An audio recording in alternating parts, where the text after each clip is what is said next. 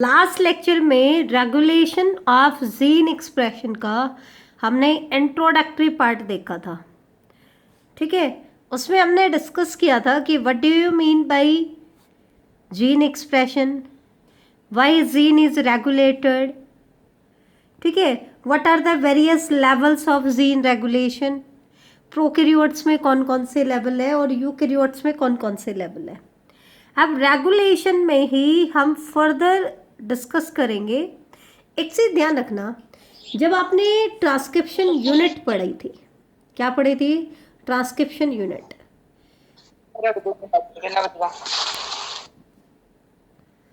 तो transcription unit में हमने डिस्कस किया था कि जो ट्रांसक्रिप्शन करने के लिए हमें एक एंजाइम चाहिए, आरएनए पॉलीमरेज। और आरएनए पॉलीमरेज ट्रांसक्रिप्शन यूनिट में कहाँ जाकर के बाइंड करता है? प्रोमोटर रीजन पे। किस पे बाइंड करता है? प्रोमोटर रीजन पे बाइंड करता है। ठीक है, तो ये क्या कह रही है? रेगुलेशन की ही हम बात कर रहे हैं, लेकिन जो रेगुलेशन होता है वो सिर्फ इन्हीं लेवल्स पे नहीं होता है।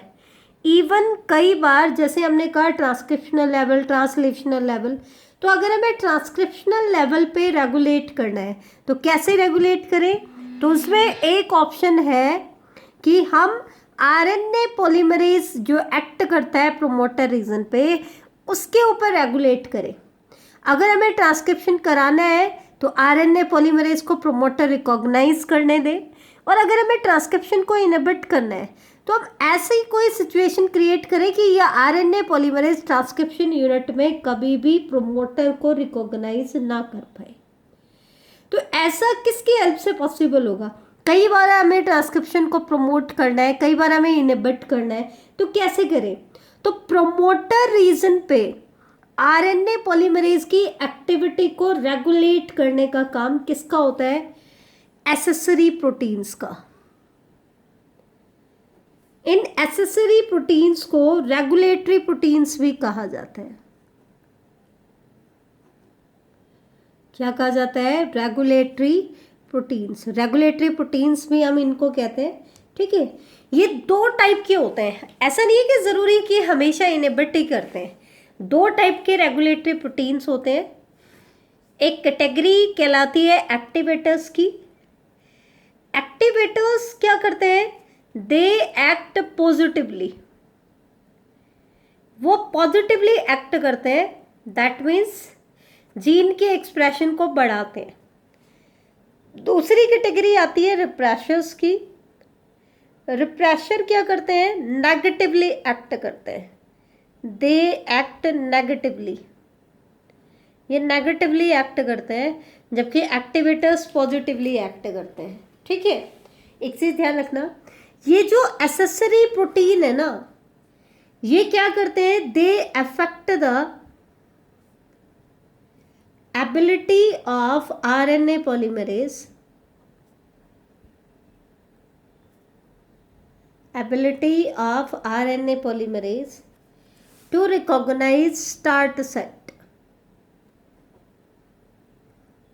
स्टार्ट साइट को रिकॉग्नाइज करने में हेल्प करते हैं। अगर एक्टिवेटर है तो स्टार्ट साइट इजीली रिकॉग्नाइज हो जाएगी, तो ट्रांसक्रिप्शन जल्दी स्टार्ट हो जाएगा। और अगर रिप्रेशर है तो वो स्टार्ट साइट को रिकॉग्नाइज नहीं होने देंगे। ठीक है, इसका मतलब क्या है? Accessibility of promoter of prokaryotic DNA in many cases regulated by interaction of protein with operator. अब मेरी बात ध्यान से सुनना, एक्सेसिबिलिटी होती है इन्फ्लुएंस। एक्सेसिबिलिटी का मतलब क्या होता है? इन्फ्लुएंस होता है। अब हमने कह तो दिया कि रेगुलेट करने का एक तरीका क्या है? प्रोमोटर पे रेगुलेट करें, लेकिन ये क्या कह रहा है? प्रोमोटर पे आरएनए पॉलीमरेज एक्ट करेगा या नहीं करेगा। एक तो वो एक्टिवेटर और रिप्रेशर पे डिपेंड करता है। एक और चीज है जो प्रोमोटर पे इनकी बाइंडिंग को अफेक्ट करेगी, और वो कौन सी है बेटा? प्रोमोटर रीजन के पास ही एक और रीजन होता है जीन के अंदर, ऑपरेटर। जब हम इनका ऑपरेन पढ़ेंगे तब मैं इसमें बताऊंगी आपको, ऑपरेटर रीजन होता है, ऑपरेटर जीन होता है। अब इस ऑपरेटर के ऊपर किसी प्रोटीन की कोई इंट्रैक्शन होती है, वो प्रोटीन कुछ भी हो सकता है, मोस्टली तो वो एक रेगुलेटरी जीन का प्रोडक्ट होता है। ऑपरेटर क्या होता है, जिसके ऊपर रेगुलेटरी जीन का जो प्रोडक्ट होता है ना, वो इंटरेक्ट करता है। तो ऑपरेटर जीन पे कुछ प्रोटीन्स की इंट्रैक्शन जो है वो भी किसको अफेक्ट करती है, प्रोमोटर की एक्सेसिबिलिटी को अफेक्ट करती है। दूसरा, प्रोमोटर किससे अफेक्ट हो रहा है, एक्टिवेटर और रिप्रेशर से भी अफेक्ट हो रहा है। तीसरा किससे अफेक्ट हो रहा है कि आरएनए पॉलीमरेज मिल रहा है कि नहीं मिल रहा है, ठीक है। चौथा किससे, कि ट्रांसक्रिप्शन इनिशिएट होगा, इलोंगेट होगा या टर्मिनेट होगा कि नहीं होगा। तो ये ट्रांसक्रिप्शन में कहाँ कहाँ क्या क्या इफेक्ट आ रहा है उसको भी बता रहा है कि एक तो प्रोमोटर रीजन पे जो अफेक्ट होता है आरएनए पॉलीमरेज का, उसको कौन करता है, एसेसरी प्रोटीन्स करते हैं। कौन करता है, एसेसरी। नेक्स्ट टर्म आता है दैट इज ओप्रोन। ओप्रोन किसे कहते हैं, बहुत इंपॉर्टेंट पार्ट है, बार बार आएगा ये वर्ड। ओप्रोन किसे कहते हैं, जैसे हम कहेंगे, एग्जाम्पल पढ़ेंगे आगे, लैक ओप्रोन हमारे सिलेबस में है, जो कि सबसे इंपॉर्टेंट टॉपिक है इस चैप्टर का। तो ओप्रोन वर्ड क्या है, तो operon as a part of genetic material, ये जेनेटिक मटेरियल का एक पार्ट है। और यहाँ पे जेनेटिक मटेरियल क्या है, डीएनए। तो हम ये कह सकते हैं कि ये डीएनए का एक पार्ट है। कौन सा part, which act as a single regulated unit, जो एक सिंगल रेगुलेटेड यूनिट के तौर पर काम कर सकता है। जैसे एक तो वो पार्ट होता है बेटा जिस जीन को एक्सप्रेस होना है, एक तो वो कंपोनेंट है इसका जिसको हमें एक्सप्रेस कराना है, लेकिन उसको एक्सप्रेस कराने के साथ साथ हमें वो जीन भी चाहिए जो उसके एक्सप्रेशन को रेगुलेट करेंगे। तो उन सबको मिला करके डीएनए का एक वो पार्ट जिसमें वो सब कुछ आ जाए, जिस जीन को एक्सप्रेस होना है वो भी आ जाए और उसको जो चीज़ें रेगुलेट करेंगी वो जीन भी आ जाए। तो डीएनए का वो एक छोटा सा पार्ट जो सिंगल रेगुलेटेड यूनिट के तौर पर काम कर सकता है, उसको हम क्या कहते हैं, ओप्रोन कहते हैं। अब क्वेश्चन क्या आता है कि what are the various components of operon, components of operon, कि ओप्रोन के वेरियस कंपोनेंट्स क्या क्या है। हमने कह तो दिया कि ये जेनेटिक मटेरियल का एक पार्ट है, लेकिन कंपोनेंट क्या क्या है, इसके अंदर क्या क्या चीज़ें इंक्लूडेड होंगी। तो ध्यान से देखना, एक तो इसमें होता है रेगुलेटरी जीन, एक तो इसका कंपोनेंट क्या होता है, रेगुलेटरी जीन, ठीक है, जो रेगुलेट करेगा। एक होता है प्रोमोटर रीजन, जहाँ से ट्रांसक्रिप्शन की शुरुआत होगी और जहाँ पे आरएनए पॉलीमरेज बाइंड करेगा, तो प्रोमोटर रीजन होता है। एक मैंने क्या कहा था, प्रोमोटर को कौन इफेक्ट कर रहा है, ऑपरेटर पे प्रोटीन की बाइंडिंग, तो ऑपरेटर जीन होता है एक, क्या होता है, ऑपरेटर जीन होता है। इसके अलावा वन और मोर स्ट्रक्चरल जीन होते हैं, वन और मोर स्ट्रक्चरल जीन। स्ट्रक्चरल जीन हम किसे कह रहे हैं भाई, जिस जीन को एक्सप्रेस होना है, जिसको हमें एक्सप्रेस कराना है, वो तो सिर्फ कौन सा है, ये वाला पार्ट है, बाकी पार्ट इसके एक्सप्रेशन को रेगुलेट करने के लिए चाहिए। इसके अलावा ऑपरेटर को और क्या क्या चाहिए, an operator also require, an operator also require an inducer, उसको या तो इंड्यूसर चाहिए, जैसे जो इंड्यूसिबल ऑप्रोन होते हैं उनमें इंड्यूसर चाहिए होता है, और जो रिप्रेसिबल ऑप्रोन होते हैं उनके केस में को रिप्रेशर चाहिए होता है, बाहर से चाहिए होता है, वो जीन का पार्ट नहीं होता है। तो एक तो को रिप्रेशर चाहिए या फिर इंड्यूसर चाहिए, क्या चाहिए इन दोनों में से वो डिपेंड करता है कि आपका ऑप्रोन कैसा है, लेकिन ये दोनों चीज़ें कहाँ से चाहिए, बाहर से चाहिए, ये उसके जेनेटिक मटेरियल का हिस्सा नहीं है, फ्रॉम आउटसाइड, ठीक है। तो अब हम एक एक चीज को डिस्कस करेंगे कि रेगुलेटरी जीन क्या है, प्रोमोटर रीजन क्या है, ऑपरेटर रीजन क्या है। इनको मैं आपको बता रही हूँ, ध्यान से देख के देखना। एक ऑप्रोन का मैं डायग्राम बना रही हूँ ताकि आपको अच्छे से समझ में आ जाए। जैसे यहाँ पे मान लो रेगुलेटरी जीन है, इसको मैंने आर से रिप्रेजेंट कर दिया, ठीक है।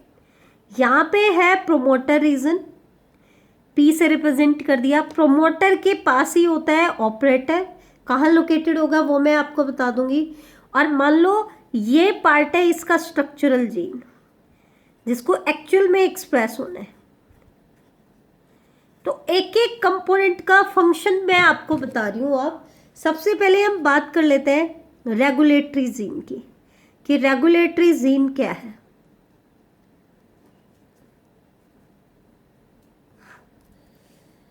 तो एक्चुअल में रेगुलेटरी जीन क्या है? It is a gene which form a biochemical, जो एक बायोकेमिकल बनाता है for suppressing the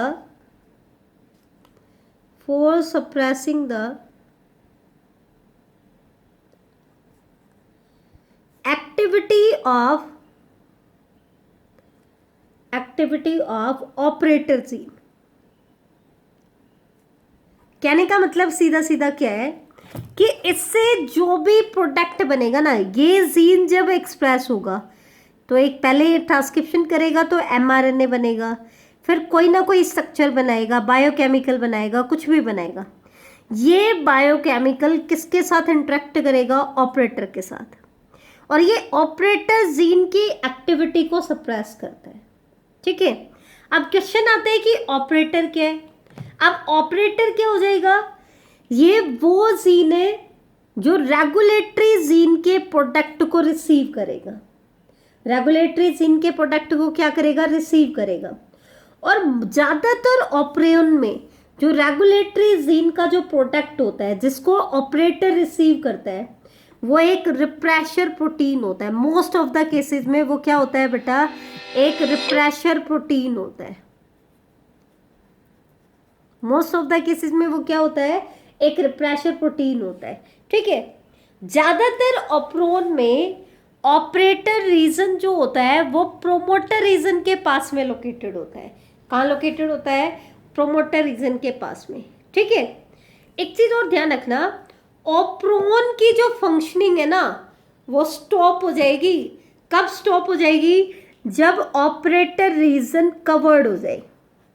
कोई चीज रेगुलेटरी जीन का प्रोडक्ट आकर के इसके साथ बाइंड करे और इसको कवर कर लेगा, तो ये ऑप्रोन फंक्शन नहीं कर सकता।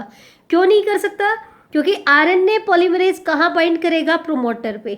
अगर ये कवर हो गया तो वो आरएनए पॉलीमरेज कभी भी स्ट्रक्चरल जीन तक नहीं जा पाएगा। और स्ट्रक्चरल जीन को क्या होना था? एक्सप्रेस होना था। तो दैट मीन्स ये कभी भी एक्सप्रेस नहीं होगा। तो ध्यान देना, जो भी पूरा ऑप्रोन है उसका जो भी फंक्शन है वो किसके ऊपर डिपेंड कर रहा है? स्ट्रक्चरल जीन पे, क्योंकि बाकी तो इसके एक्सप्रेशन को रेगुलेट करने के लिए चाहिए। तो ऑप्रोन की फंक्शनिंग स्टॉप हो जाएगी अगर ऑपरेटर रीजन कवर्ड हो जाए। अब क्वेश्चन आता है प्रोमोटर। प्रोमोटर का क्या फंक्शन है? तो प्रोमोटर के बारे में तो हम पहले ही पढ़ चुके हैं। प्रोमोटर वो रीजन है which provide site for RNA polymerase attachment. RNA polymerase के बाइंड करने के लिए जो साइट देता है वो कौन देता है? प्रोमोटर देता है। मतलब आरएनए पॉलीमरेज कहाँ बाइंड करता है बेटा? ये प्रोमोटर रीजन पे बाइंड करता है।